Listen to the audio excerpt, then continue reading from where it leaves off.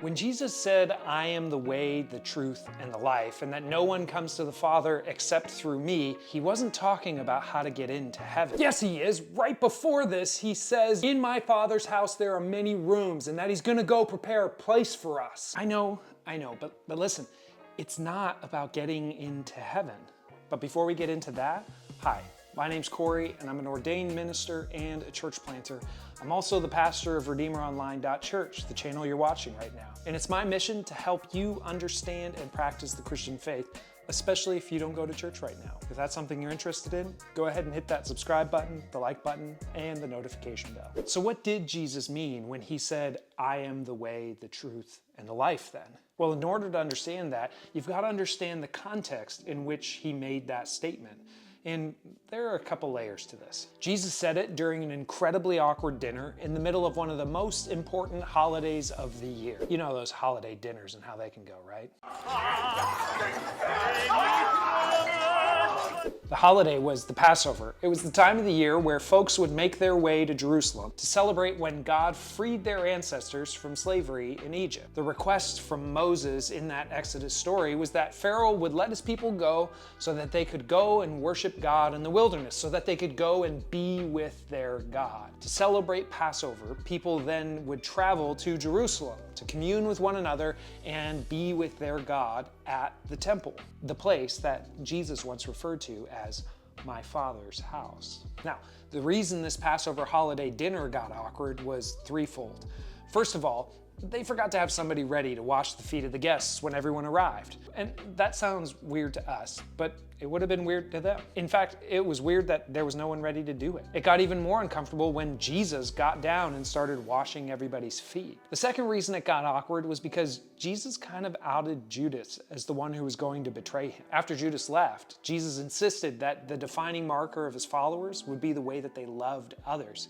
It was like he was going to start talking as though he was going to leave. Peter picked up on this and demanded to know where Jesus was going. And Jesus said, "You can't follow me where I'm headed." And then Peter proclaimed to the whole room, "I'll go anywhere for you. I'll lay down my life for you." Jesus predicts, "You won't die for me. Tonight, you're going to deny you even know me 3 times. Awkward. Sensing all the tension built up in the room, Jesus then says, "Do not let your hearts be troubled. You believe in God, believe also in me. My Father's house has many rooms. If that were not so, would I have told you that I'm going there to prepare a place for you? And if I go prepare a place for you, I will come back and take you to be with me, that you also may be where I am. You know the way to the place where I'm going." See, it is heaven. He's talking about heaven. But he's not. My Father's house isn't a reference to heaven. It's never been a reference to heaven. But Jesus has referenced my Father's house before. It was a reference to the temple, the place where people would go to be with God, especially during Passover, the holiday where they celebrate their freedom to be with God. But, and this is incredibly important to understand, earlier in the gospel, Jesus refers to himself as the temple. In other Gospels, he says he's greater than the temple. He might as well have said, "I am the new temple. I am the way to be with God, to live united with God." You want the divine truth? You want the divine life? You want to know the way to it? It's me. To which Thomas, one of the disciples, says, "Lord, we don't know. We don't know where you're going. How can we know the way?" And Jesus answers, "I am the way and the truth and the life. No one comes to the Father except through me.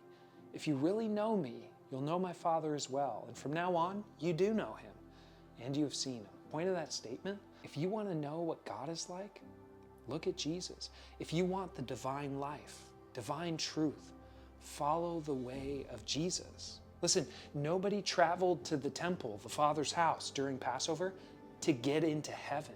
It's not about getting into heaven. It was never about getting into heaven. Jesus' whole point was about getting heaven into you. Philip said, "Lord, show us the Father, and that'll be enough for us." And Jesus answered, "Don't you know me, Philip? Even after I've been among you such a long time, anyone who has seen me has seen the Father. How can you say, 'Show us the Father'? Don't you believe that I am in the Father and that the Father is in me? The words I say to you, I don't speak on my own authority. Rather, it's the Father living in me who is doing this work. Believe me when I say that I am in the Father and the Father is in me, or at least believe on the evidence of the works themselves. Very truly I tell you, whoever believes in me will go to heaven when they die? No, do the works I've been doing. And they'll do even greater things than these, because I'm going to the Father. And I'll do whatever you ask in my name, so that the Father may be glorified in the Son. You can ask me for anything in my name, and I'll do it. And if you love me, keep my commands. And what was his command again? All right, love one another. As I have loved you, so you must love one another. By this, everyone will know that you are my disciples, if you love one another. It's not about getting into heaven. It's about getting heaven into you. Okay, 3 big questions to ask then.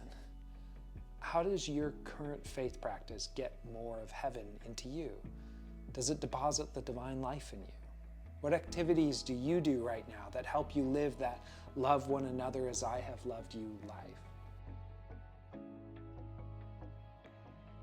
How does the truth you consume or meditate on, how does it impact the way you follow Jesus' command to love as he loved you? And lastly, is this the life you want to live? Is it good, lovely? Is it meaningful? Is it deep? Friends, he's not just the way to get into heaven. He's the way to get heaven into you.